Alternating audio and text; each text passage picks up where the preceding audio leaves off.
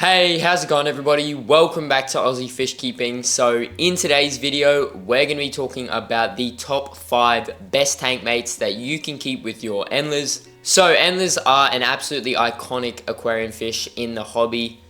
Obviously, they're great beginner fish, they're very easy to care for, very peaceful, and very easy to breed. If you've watched some of my other videos on Endlers, you'll know that I do think they are probably one of the most peaceful aquarium fish out there. They can practically go with everything. But for today's video, I've narrowed that down to 5 of the greatest tank mates that I've kept Endlers with, and I think everybody should keep Endlers with. So yeah, I guess without any further ado, let's just jump straight into today's video with the first fish on our list. So as for the first species of fish on our list today, we probably have the second most peaceful aquarium fish in my opinion, and that's Bristlenose Catfish.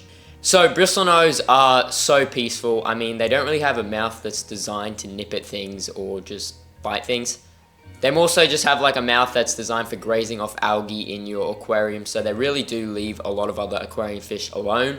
And because of that, they do make an absolutely perfect tank mate to go in with your Endlers. So something really great about the Bristlenose is that they won't actually eat the Endler fry. So a lot of fish, even some of the fish on this list today, may actually eat the Endler fry, which can be a little bit of a bummer if you're wanting to breed the Endlers. So if you are still wanting to breed your Endlers, but you also want to have a few tank mates in there, then Bristlenose are definitely something you can get away with keeping. And obviously an added benefit of the Bristlenose as well is that they are very beneficial when it comes to helping you keep your aquarium clean. So Bristlenose will, number one, actually eat a lot of the leftover food that your Endlers don't eat. So once that food sinks down to the bottom, the Bristlenose will go around and eat that up. And that'll actually help prevent any ammonia spikes in your aquarium. And they'll also help take care of any algae on the surfaces in your aquarium, which means you don't have to do as much tank maintenance. So on top of them being a great tank mate for the Endlers, they're also very beneficial to keep in your aquarium. And another great thing about the Bristlenose is obviously that they're just so easy to care for. So they're another one of the greatest beginner fish out there. They literally require no effort to thrive in your aquarium. As for water parameters, you're going to want to be keeping your Bristlenose in. They can cohabitate really nicely with the Endlers, so a temperature anywhere between 20 to 28 degrees Celsius, which is about 72 to 82 degrees Fahrenheit. And a pH anywhere between 6.5 to 7.5.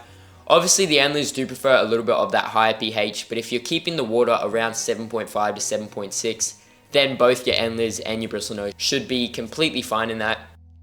But yeah, with that being said, Bristlenose Catfish are definitely one of the greatest little tank mates that you can keep with your Endlers. Moving on to the next species of fish on our list, we actually don't have a fish, we have something that I'm currently keeping my Endlers with, and that's cherry shrimp. So I will just quickly say, I'm sorry if I can't get any good footage of these guys. They've been hiding away a lot. They're still in there. I see them every now and then, but the algae ball has just become like increasingly massive, so they're just hiding away a lot of the time. So yeah, I'm sorry about that. So cherry shrimp, obviously they're not a fish, but they are definitely a great tank mate for your Endlers anyway. So much like the Bristlenose, these guys don't really have a mouth or like claws or anything that's designed to actually nip at things or attack things.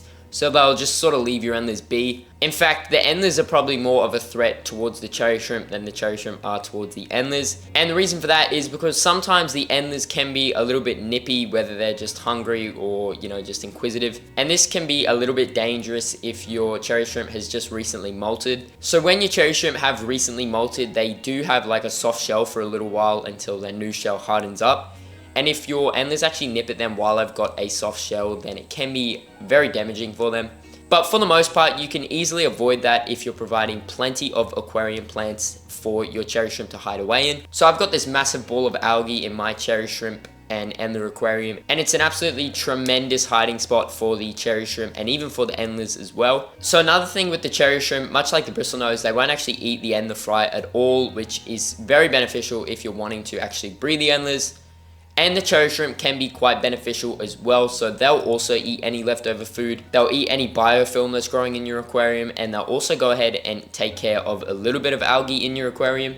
They're not as great as Bristlenose when it comes to eating algae, but they will definitely help you out when it comes to lowering your tank maintenance. As well as that, they're so easy to care for, so as for water parameters for these guys, they can go in pretty much anything between 18 to 28 degrees Celsius, which is about 65 to 82 degrees Fahrenheit, and in a pH anywhere between 6.5 to 7.5. So something you do want to remember with cherry shrimp, they are very hardy, so they can go in pretty much any sort of pH. You just want to make sure that that pH isn't fluctuating too much, just because the cherry shrimp don't really like fluctuations in water parameters whatsoever, and they will stress out and die. So yeah, as long as you're keeping your water parameters relatively stable, then you should have huge success when it comes to keeping these two together. Moving on to the next Endler tank mate on our list, we have another very common aquarium fish. We have Danos. Now in particular, I'm talking about things like leopard Danos, zebra Danos, longfin Danos. Those sorts of Danos are great little tank mates for the Endlers. So like I've mentioned in a few of my videos, these Danos can be a little bit nippy at times, although I find they can go well with the Endlers just because the Endlers are pretty fast and they can get away if they need to. As long as you have similar sized schools, so like a decent sized school of Endlers and a decent sized school of zebra Danos, and you're feeding your fish well, then you shouldn't have any conflict in your aquarium anyway. Or another alternative you could use is you could actually go ahead and get longfin Danos. So these Danos are a little bit slower, making them a little bit less nippy than just your regular zebra Danos and leopard Danos. And they can go a lot better with your Endlers and all sorts of other aquarium fish. The only problem with these Danos is they will 100% eat your Endler fry if they get the chance to. So what you can do is you can just keep them in a very heavily planted aquarium. The zebra Danos will undoubtedly get a few little fry every now and then, but for the most part, as long as you have plenty of plants in there for the fry to go away and hide in, then they should be pretty safe from the Danos. You can also throw in like a container that floats on the top of your aquarium. I've actually got one. So you probably wouldn't use one this big, but you can throw in something like this, and this is what I like to use with all my guppies and Endlers and things like that. Obviously it wouldn't fit in this tank, but if you throw this in your aquarium, it's actually got like a little lip. So air actually gets trapped under there and it does float on the top of your water. And when this is in your water floating, the Endler fry can actually go in here and like chill on the inside. You can throw some plants in there and stuff. And the zebra Danos won't be able to get them, or any other aquarium fish won't be able to get them. So they'll just have like a little refuge up here they can chill in. And those sorts of trays are pretty cheap. I mean, you can get them for probably like $3 from like a cheap shop, Bunnings, anything like that. Another great benefit of the Danos is they're one of the easiest little aquarium fish to care for. So as for water parameters for these guys, you can keep them unheated or heated as long as they're within a temperature between 18 to 28 degrees Celsius, which is about 65 to 82 degrees Fahrenheit. And a pH anywhere between 6.5 to 8. These guys can definitely go in that higher pH in comparison to some of the other fish on this list, so they're a little bit more compatible with the Endlers in that way. But yeah, with that being said, zebra Danos, leopard Danos, all of those sorts of Danos are another great little tank mate that you can throw in with your Endlers. Moving on to the next species of aquarium fish on our list, we have another species of catfish. We have Corydoras. So pretty much any sort of Corydoras can go with your Endlers. I'd probably recommend pygmy Corys. So pygmy Corys are very small species of Corydoras. There's actually a few small species of Corys, but I'd say pygmy Corys are probably the smallest.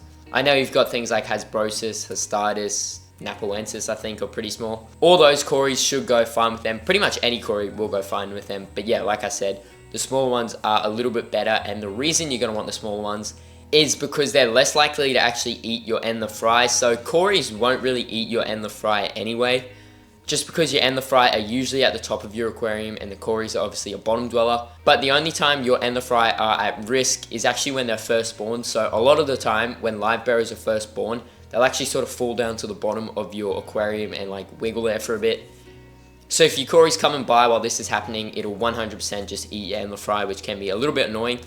So that's why I'd recommend keeping them with the pygmy Corys. You still may experience some losses in the fry, but it won't be nearly as much as if you were keeping them with regular size Corys. As for the adults though, the Corys won't have like any impact on the adults. They won't nip at them, they won't chase them, they won't have any aggression whatsoever. They can cohabitate perfectly fine. And much like the bristlenose and cherry shrimp, these guys are actually very beneficial for your aquarium, so they can actually do quite a few things.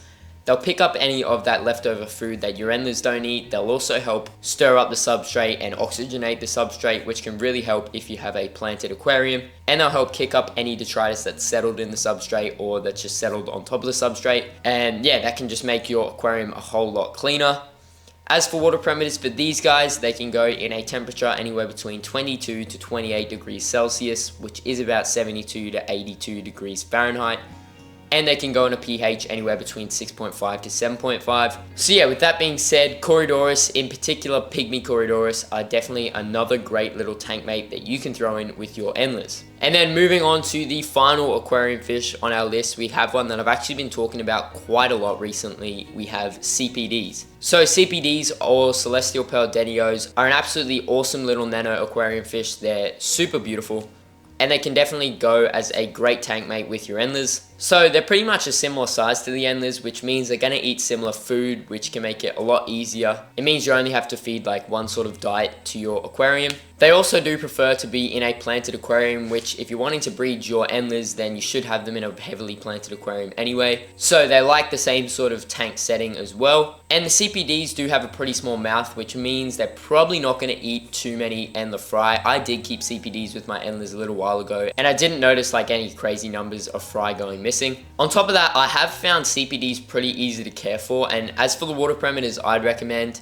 a temperature anywhere between 22 to 28 degrees Celsius, which is about 72 to 82 degrees Fahrenheit, and a pH anywhere between 6.5 to 7.5. The only problem about CPDs, in my opinion, is they're a little bit pricey, particularly here in Australia. So they can be a little bit harder to come by, but if you do find some, I definitely recommend picking some up and keeping them with your Endlers. So with that being said, that is actually going to bring us to the end of today's video. I hope you all enjoyed, and I hope this video helps a few of you guys out. If you did enjoy today's video and you haven't done so already, please make sure to go down and subscribe, and while you're down there, smash the like button and comment your thoughts on today's video. I always love going down there and reading them all, and I try to reply back to as many comments as I can. Also, if you haven't done so already, make sure to go check out my website, aussiefishkeeping.com. I've got a bunch of fish, botanicals, and a few other aquarium products up there. But yeah, with that said, I hope you all enjoyed. Thank you all so much for sticking around to the end, and I'll see you all in that next video.